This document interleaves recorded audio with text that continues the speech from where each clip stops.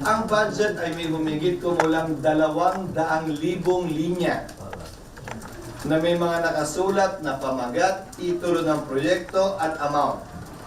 Hindi yun ganun kasimple na gawin o ginagawa.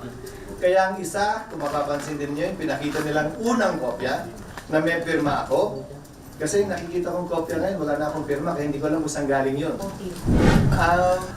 Palapit ng eleksyon, ang kulay politika ay masyadong matingkad sa ngayon.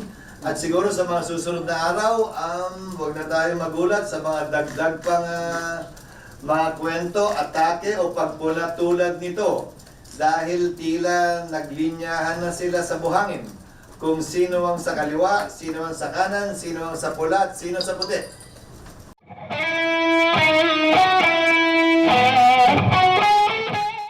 Ang hindi ko maintindihan sa nagrereklamo, dati siyang naging APRO chairman, alam niya ang patakaran at alam niya ang ika nga proseso ng budget.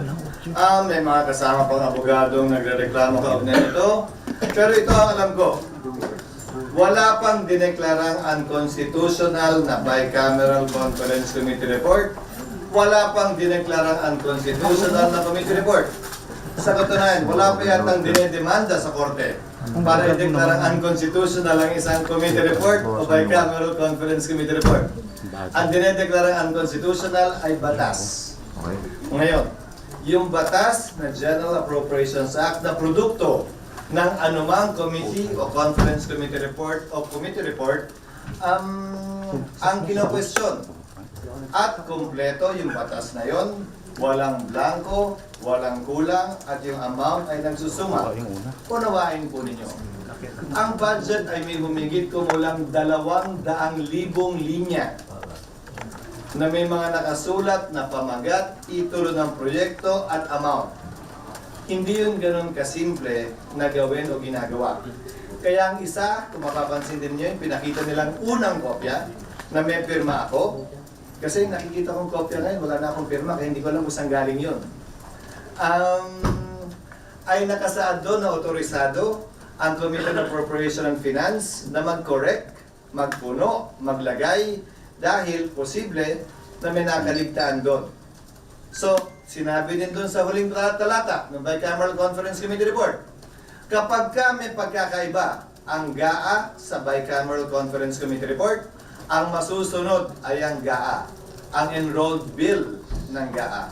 Kung babalik tanawan naman natin, ang mga naging desisyon ng Korte Suprema, ang pinagpipilian lamang ng Korte Suprema kung sakasakali may pagkakaiba, kaugnay sa isang panukalang batas, ay ang journal entry rule na tinatawag o yung pinasok sa journal base sa debate ng Kamara at ng Senado o yung enrolled bill. Ito yung pinirmahan ng Speaker, Senate President, Secretary General ng House, Secretary General ng Senado at ng Pangulo. Ayon sa Korte Suprema natin, sa mahaba at marami ng desisyon, ang susundan at sinusunod, kaya yun yung nakalagay sa Bicameral Conference Committee Report, ay yung enrolled bill. Yung pinirmahang bersyon ng batas ng Pangulo, ng leader ng Kamara at ng Senado at ng Secretary General ng dalawang Kamara. Iyon ang mag-govern. Ngayon, kung may kulang doon, tama lamang na ito'y ma-question. Or, pag may nirelease dahil pinilin the blanks yun pagkatapos, tama lamang na hindi i-release yun at hindi payagan i-release yun. Pero hindi ang anumang basehan sa isang committee report na gaya ng sinabi ko. Alam naman yan, nung kongresista nagre-reklamo at nagsasaad ng mga punto niya kaugnay sa bagay na ito. Yung pakalan po na may blanco, na may napirmado po na hindi po siya enrolled bill. Hindi siya enrolled. Ang enrolled bill ay yung pinirmahan ng Pangulo sa Malacanang. Ang enrolled bill ay yung ganito kakapal na 3 volume yata yun kung hindi ako nagkakamali. Na ulitin ko, kulang-kulang ang mahigit 200,000 linya ang laman nun. Na ganito pa kaliliit yung makikita naman kahit walang microscope. SP, dun sa pinirmahan nyo, walang blanco. Wala. Sa nakita niyo po, ano po yun? Ano po yung dokumento? Hindi ko alam. So ulitin ko siya yung naglabas, siya yung nagpapaliwanag. Sa totoo lang hindi ko alam kung ano yung kanyang sinasaad at sinasabi. Pero ulitin ko, ano man yung pinapakita niyang committee report o di umano bicameral committee conference report, yung pinorward lang sa akin ng isang kasamahan natin sa media, hindi ko nakikita yung pirma ko doon. So hindi ko alam kung ano yun. Pero kung ano man yun, ulitin ko, ang basehan, ang importante at ang masusunod at ang pwedeng ideklarang unconstitutional at illegal ay batas. Hindi po batas ang BICAP. Hindi batas ang committee report. Ang batas ay yung pinirmahan na enrolled bill, enrolled copy ng bill ng Pangulo. Yon ang pwedeng questionan. Dahil sa tinagal-tagal kong abogado, wala pa yata ako nabalita ang pinadeklarang illegal at unconstitutional na committee report. Kanina nga lang, hindi ba? May substitute committee report pa nga, yung isa sa mga controversial na bill ngayon. Pwede naman kasing palitan yon, punuan, amyendahan, dahil hindi pa naman talaga pinalito. So what would be the motive? Palapit ng eleksyon, ang kulay politika ay masyadong matingkad sa ngayon. At siguro sa mga susunod na araw, huwag na tayo magulat sa mga dagdag pang mga kwento, atake o pagpula tulad nito. Dahil tila naglinyahan na sila sa buhangin. Kung sino ang sa kaliwa, sino ang sa kanan, sino ang sa pula, at sino sa puti. Tama, biglang kayo naman yung nakusin ngayon. So, sinasabi mo na parang wala namang na-declare na committee report na unconstitutional. Are we saying na parang wala namang sense na magreklamo o wala Kaya, namang reason? sa totoo lang, kaya hindi sa iniiwasan ko, marami lang talaga ibang trabaho at maraming mas mahalagang bagay na dapat tugunan ng pansin. At hinahayaan ko sana ito dahil para sa akin nga, sabihin na natin kunwari lang, di ba, na lahat ng sinabi niya ay totoo, na hindi ko kinoconsider sa kanya. Anong ko-questionin niya sa korte? Anong illegal, anong bawal? Dahil sa dulo, ang tanong, yung GAA ba, yung General Appropriations Act ba, yung enrolled bill ba? May blanco ba? Hindi tama na mag-akusang may blank check na binigay ang Kongreso. Mali yun. Kasi nungalingan yun at hindi totoo yun. At kung blanco man yung nasa GAA, hindi pwedeng i-release ng DBM yun. Hindi pwedeng i-release ng National Treasury yun. Kung may typographical error sa enrolled bill, na let's say may blankong linya doon na sinabi Project ABCDE o Kalye o Road ABCDE na walang amount, hindi pwedeng release yun at sulatan ng amount na kahit sino man yun. Hindi na kailangan deklara pang unconstitutional yun, i-consider ang error yun, at hindi pwedeng release. Kung gusto nila mag-aksaya ng panahon para magsampa ng kaso sa korte, malaya silang pwedeng gawin yun. Pero ulitin ko, sa panig at parte namin, meron na lamang kaming naiiwan kabilang ang araw na ito na 1, 2, 3, 4, 5, 6, 12, 13 session days, tama ba? Kabilang ito. Sorry, 12 session days, kabilang ito. Minus yun ang Chinese New Year. Sa 12 session days, mas pagtutuon na namin ng pansin ang mga panukalang batas na sana'y mahabol pa namin sa ika-19 na Kongreso na mas mapakinabangan ng ating mga kababayan na siyang pinagtutuon na namin ng pansin. Dito sa 1979, anong effect nung... Ano yung 197? Yung teenage pregnancy. Okay. Anong effect nung withdrawal doon sa... Kasi nag-file din sa substitute bill ngayon. Ano magiging effect? Natanong niyo ko nung una kaugnay nito kung pabor ako o kontra. Ang sabi ko ay sa kasalukuyang bersyon, kontra ako.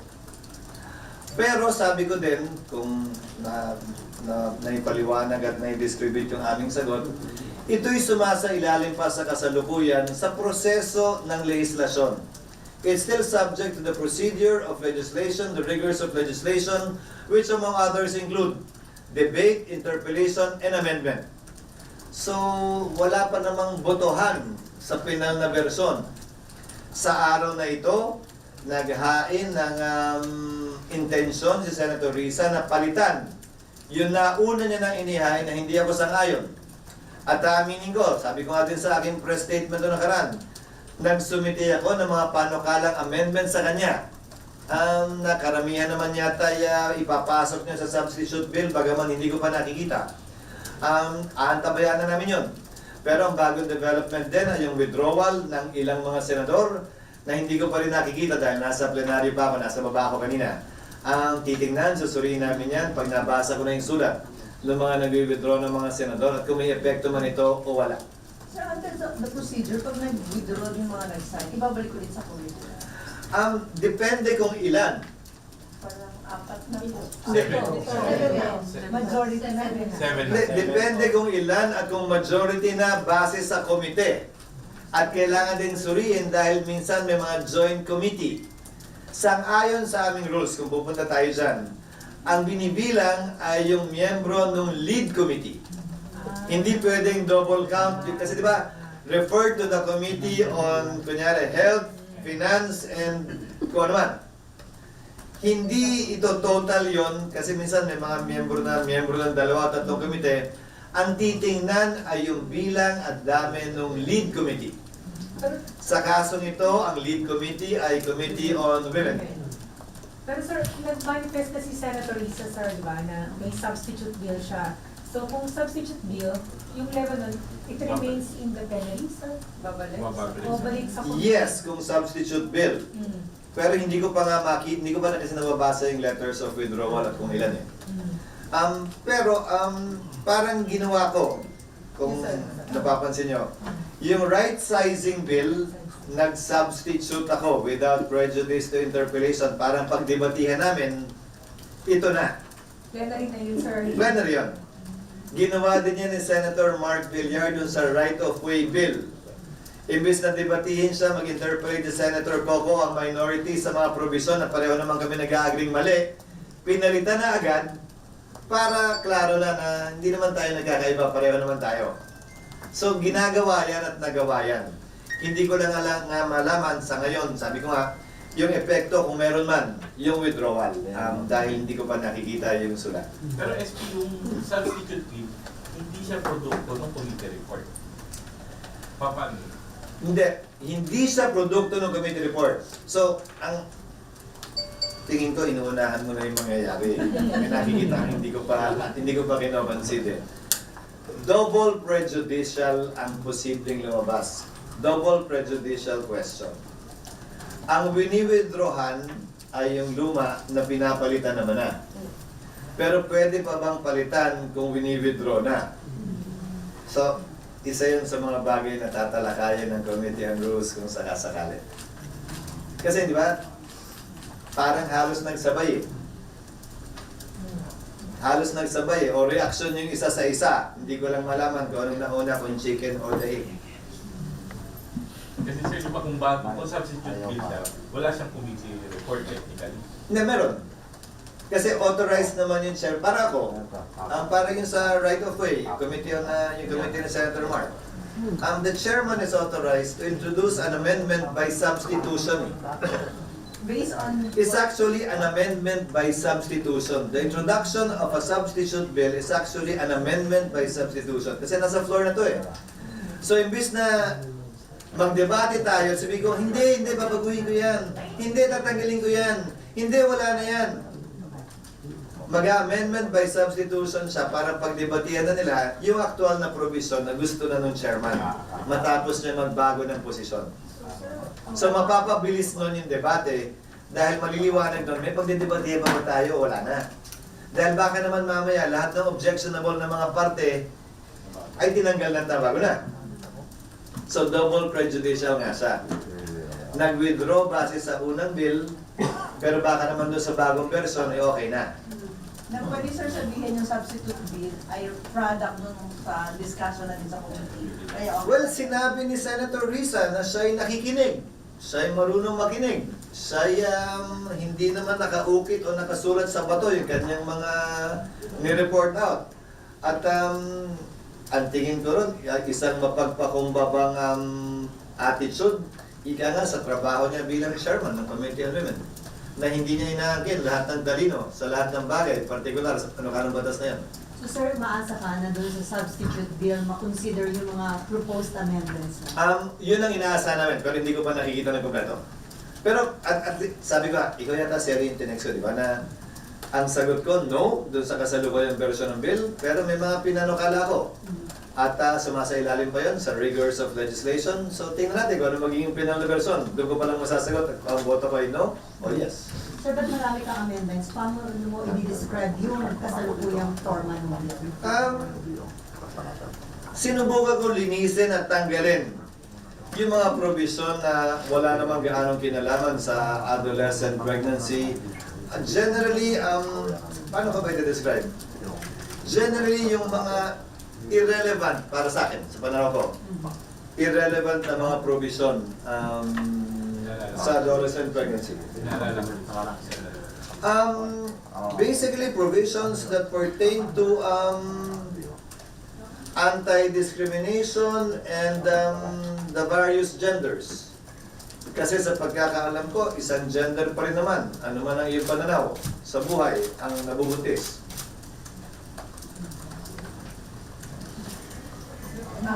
Sir, dun sa national budget, sir, Parang hindi ka sigurado dun sa... Yes, ma'am. so sabi ni Presidente, suboptimal yung budget, kaya may mga naliligo dun na allocation. Well, wala naman talagang perfectong budget. The budgetary procedure is about allocating scarce resources. Sa kasaysayan ng Pilipinas, sa kasaysayan ng anumang bansa, kailan ba naging siksik at tiglig ang pera ng bansa para sa budget niya sa kasalukuyang taon? Palagi naman kulang eh. So it's about allocating scarce resources. Number 2, I'm actually encouraged. Actually, gusto ko yung nakikita ko na aktibong nakikilahok ang Pangulo, ang Executive Branch. May mga nagpaplanong magdemanda, kaugnay ng ibang provision. Aktibong posibleng makilahok ang judiciary natin. Aktibong nakilahok din, nagbigay ng mga opinion, bagaman ng ilan ay hindi naman base sa aktual na datos na natanggap ng Kongreso kaugnay ng budget. Pero natutuwa ako, nagagalak at encouraged na aktibong nakikilahok ang bawat ahensya ng pamahalaan, bawat branch ng pamahalaan sa pagbalangkas at sa pagpapatupad ng national budget. At least nakikita natin na hands-on ang ating Pangulo sa pinakamahalagang aspeto ng kanyang trabaho, sa pinakamahalagang batas na pinapatupad niya bilang executive ng ating bansa. So but whatever happens to the supposedly power of the purse ng Congress? Ulitin ko, it is Congress that provides for the items. It is the President's decision as to how to execute it. I'll give you an example. Ano ba ang kapangyarihan ng Kongreso? Ilista yung mga item na gusto niyang gastusan, tanggalin yung mga item na ayaw niyang gastusan. Ang Pangulo, kaya nga separation of powers ang tawag dyan, kaya nga checks and balances ang tawag dyan, walang malaki ang lamang, halos pantayan. So ang Pangulo, hindi pwede magpondo nang hindi pinondohan ng budget. Pero pwede siyang mag-augment mula sa savings na ayaw niya nang ipagpatuloy. So halimbawa, merong pinondohan ng Kongreso na ayaw niya, hindi niya gusto. E then magdedesisyon siya, huwag ipatupad yan. Hindi na natin kailangan yan. Nagbago na yung pangailangan ng gobyerno mula nung pinasayan. Yung savings mula doon, pwede niyang gamitin para i-augment ang anumang item sa budget na tingin niya ay mas kailangan at mas may panawagan ng panahon na gastusan. So, kapangyarihan niya yun at malaya siyang gawin yun. At siyang ginagawa niya ngayon. At ulitin ko, kinagagala kong nakikita yun. Hindi ko pinakalungkot yun. Hindi ko tinuturing insulto o sampal sa Kongreso yun.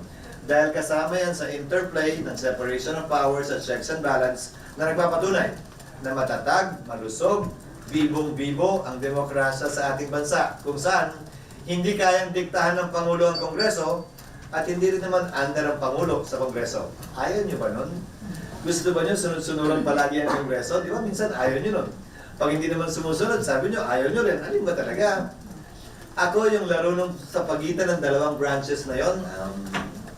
Yon ang simbolo ng isang matatag at malakas na demokrasya. Sir, meron ba na-describe na sub-optimal ang isang pambansang budget? Meron ngang budget na, hindi ba meron ngang budget na narianak? Ilang beses na. Dahil sa level pala ng Kongreso, hindi nakatanggap-tanggap, kaya hindi pinasa ng Kongreso. Mas malala pa ngayon. 2 o 3 beses na nangyari yun sa kasaysayan ng ating bansa na walang budget na napasa ang Kongreso in time sa pagpasok ng bagong taon. Sir, pag ganun, may mga binabago sa Presidente, mga criticism dun sa budget. Pero sabi niyo ng BICAM, sinundan ninyo yung design ng Presidente dun sa budget. Diba? Kaya nga sabi niyo, it's not because you are subject to the President, but because sinusundan niyo yung programa niya. So bakit yung nililigodan niyo yung budget? Anong pinanggagalingan ng katanungan yan? Isang ehemplo lang bibigay ko. Binawasan ng Kongreso, halimbawa, yung computerization budget ng DepEd dahil nakita namin sa sinumiting datos ng DepEd mismo na meron silang humigit kumulang 34 na bilyong pisong halagang computer mula noong 2022 na hindi pa nila na-implement. Na ni isang computer mula sa pondong yon ay hindi pa nabibili. Ba't pa namin dadagdagan uli? So nilagay namin sa unprogrammed fund.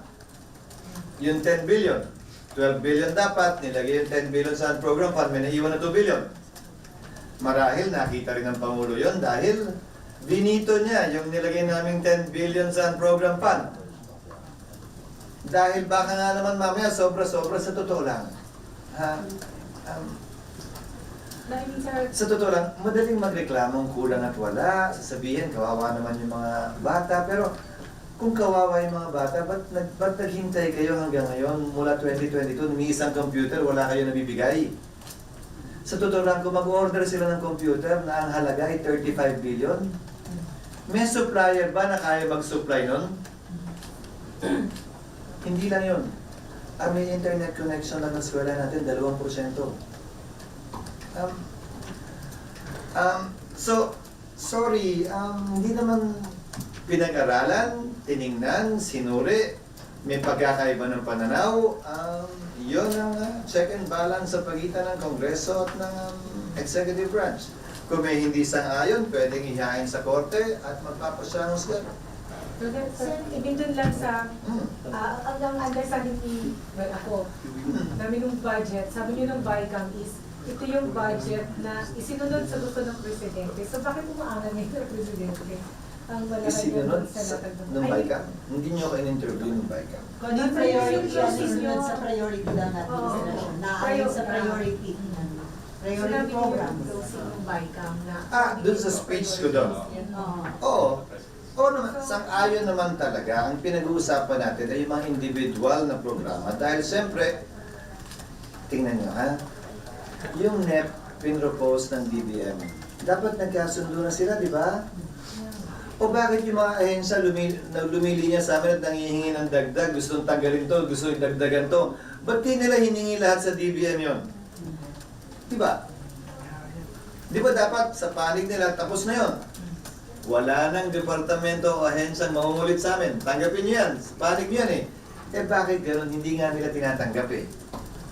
So, sa level ng Kongreso, umapila siguro sila sa DBM, hindi na pakinggan o bahaging napakinggan, umapila sa Kongreso, hindi na pakinggan, bahaging pinagbigyan, umaapila na naman sa Presidente dahil may kapangyarihan niya ang Presidente, mag-augment at mag-realign tulad ng constitutional commissions, tulad ng Supreme Court, tulad ng Kongreso.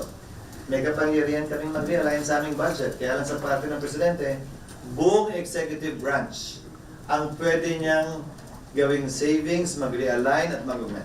Specifically yun sa ginawa sa PNP na yung IT budget, yung pambili ng computer speaker sa video, pinarutos ng Presidente na ibalik sa Hindi ko alam yon. Hindi nang galing sa Senado yung panukalang amendment na yun. Si Presidente. Narinig ko rin yun yan sa social media. O pwede ko ba gawin ng Pwede. Presidente?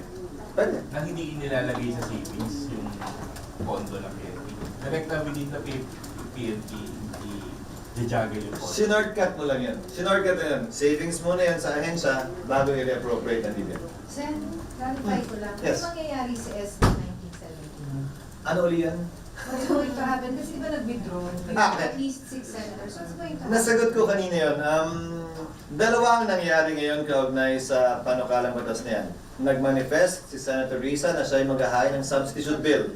Sabi niya, pinakinggan niya at nakinig siya sa mga pagtutol at marunong daw siyang makinig. So maghahain siya ng substitute bill.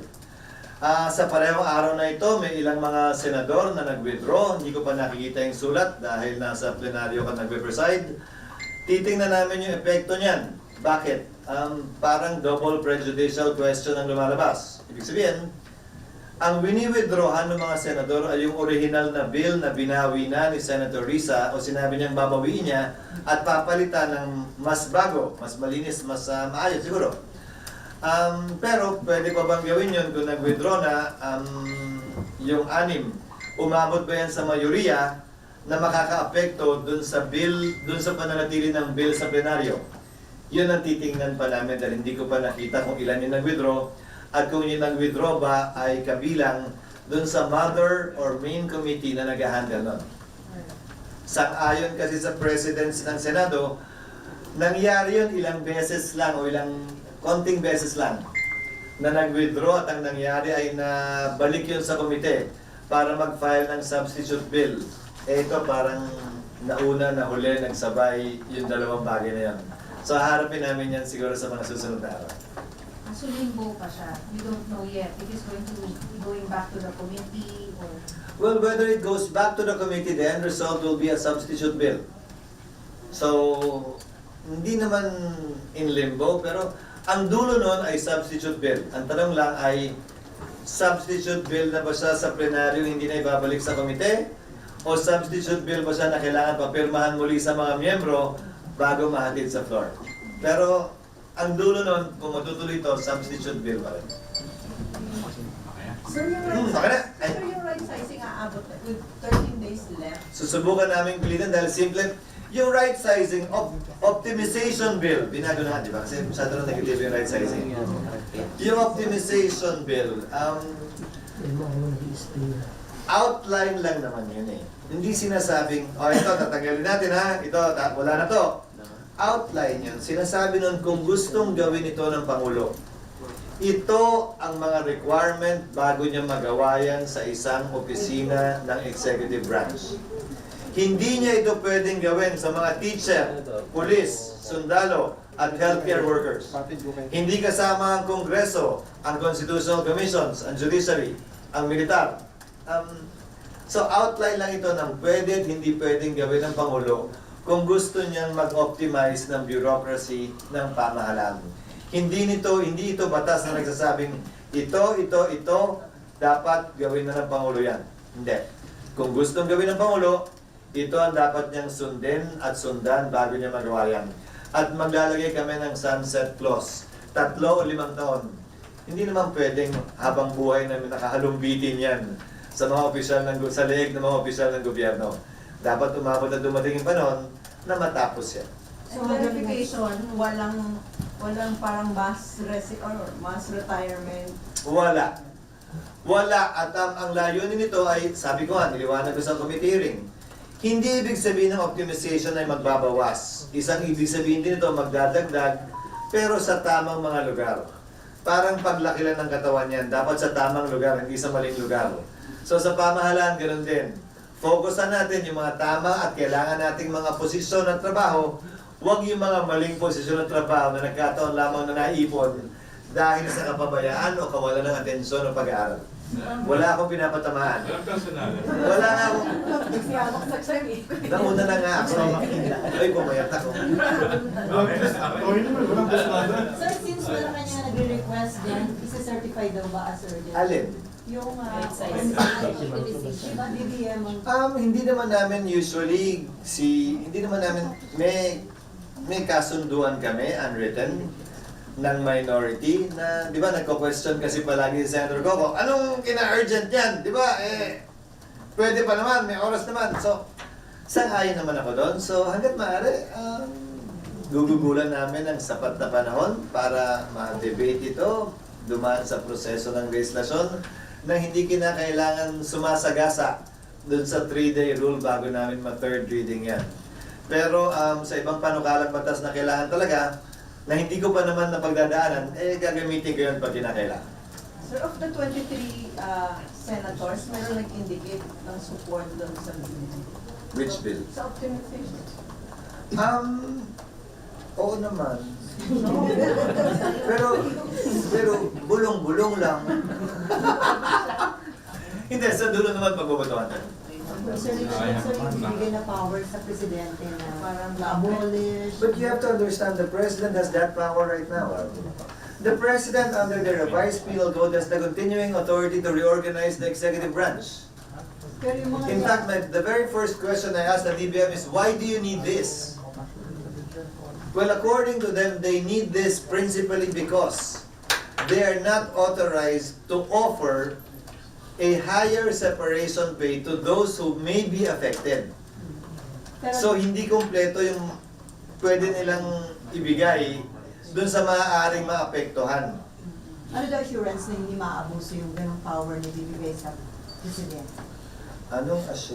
Anong assurance din ba natin kung wala ito na hindi inabuso ng mga nagdaang Pangulo yung kapangyarihan yan na hire ng hire, dagdag ng dagdag, kung kaya't sobra-sobra na tayo pero kulang pa rin ng police, kulang pa rin ng teacher, kulang pa rin ng mga doktor pero sobrang dami ng empleyado ng pamahalaan. Wala rin naman eh.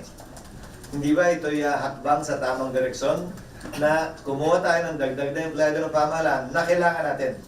Ulitin ko, police, teacher, doktor, nurse, to name a few. Imbes na halimbawa, puro utility items na walang QS para lamang maging permanente sa gobyerno, pero yung trabahong ginagawa, trabahong IT, matataas na trabaho. Bigyan natin sila ng karampatang sweldo sa mas mataas na trabaho na ginagampanan nila dapat.